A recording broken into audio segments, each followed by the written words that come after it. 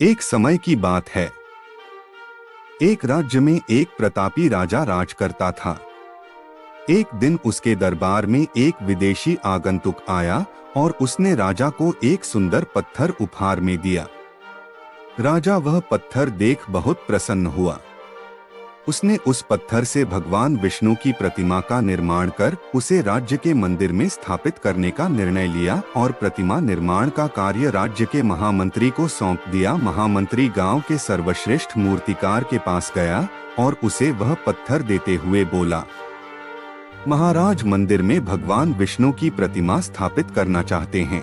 7 दिवस के भीतर इस पत्थर से भगवान विष्णु की प्रतिमा तैयार कर राजमहल पहुंचा देना।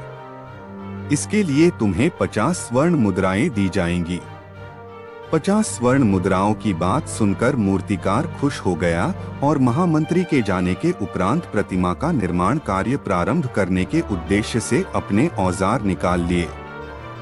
अपने औजारों में से उसने एक हथौड़ा लिया और पत्थर तोड़ने के लिए उस पर हथौड़े से वार करने लगा, किंतु पत्थर जस का तस रहा।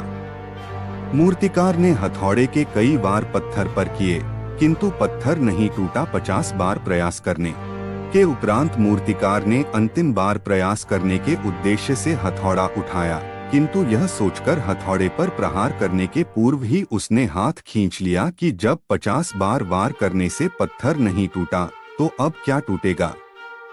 वह पत्थर लेकर वापस महामंत्री के पास गया और उसे यह कह वापस कर आया कि इस पत्थर को तोड़ना नामुमकिन है, इसलिए इससे भगवान विष्णु की प्रतिमा नहीं बन सकती। महामंत्री को राजा का आदेश हर स्थिति में पूर्ण करना था, इसलिए उसने भगवान विष्णु की प्रतिमा निर्मित करने का कार्य गांव के एक साधारण से मूर्तिकार को सौंप दिया।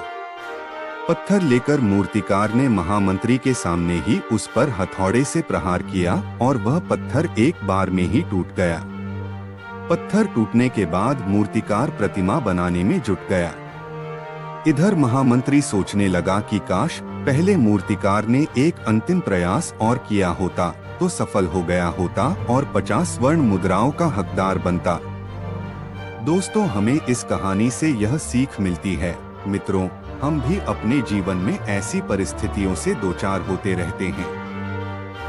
कई बार किसी कार्य को करने के पूर्व या किसी समस्या के सामने आने पर उसका निराकरण करने के पूर्व ही हमारा आत्मविश्वास डगमगा जाता है और हम प्रयास किए बिना ही हार मान लेते हैं। कई बार हम 1-2 प्रयास में असफलता मिलने पर आगे प्रयास करना छोड़ देते हैं, जबकि हो सकता है कि कुछ प्रयास और करने पर कार्य पूर्ण हो जाता या समस्या का समाधान हो जाता। यदि जीवन में सफलता प्राप्त करनी है तो बार बार असफल होने पर भी तब तक प्रयास करना नहीं छोड़ना चाहिए जब तक सफलता नहीं मिल जाती। क्या पता जिस प्रयास को करने के पूर्व हम हाथ खींच ले वही हमारा अंतिम प्रयास हो और उसमें हमें कामयाबी प्राप्त हो जाए। और हाँ दोस्तों, इसी तरह की और भी मोटिवेशनल कहानी पाने के लिए हमारी वीडियो को लाइक और चैनल को सब्सक्राइब जरूर करें। धन्यवाद।